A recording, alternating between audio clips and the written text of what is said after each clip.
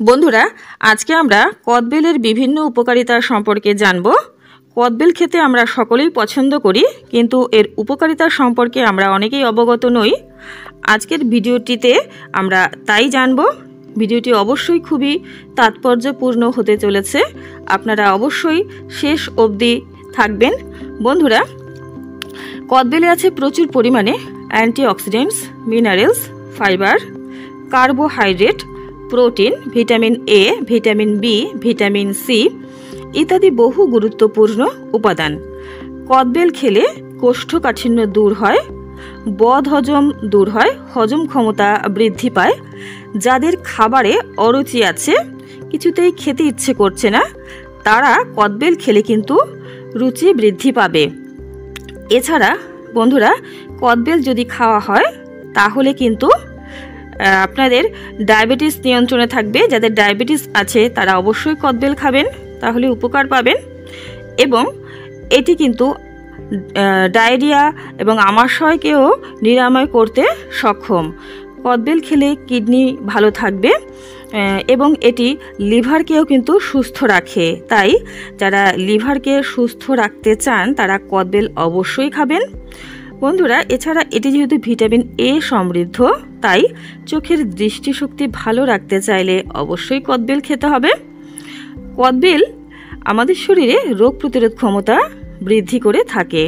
এটি মূত্রের বিভিন্ন প্রকার সমস্যার থেকেও কিন্তু আমাদের রক্ষা করতে সক্ষম। এছাড়া কিডনিকেও কিন্তু ভালো রাখে কদবেল।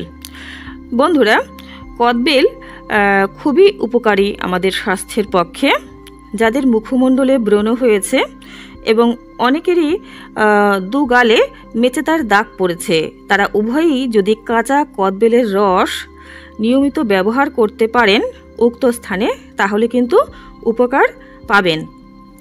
বন্ধুরা, কদবেল কিন্তু ভীষণ হিতকারী আমাদের স্বাস্থ্যের পক্ষে। এটি আমাদের শরীরকে ঠান্ডা রাখে, শরীরের তাপমাত্রা নিয়ন্ত্রণ করে এবং এটি রক্তকে পরিশুদ্ধ করে, রক্ত স্বল্পতা দূর করে, রক্ত বৃদ্ধি করে থাকে বন্ধুরা, এবং আমাদের এনার্জি বৃদ্ধি করে থাকে কদবেল।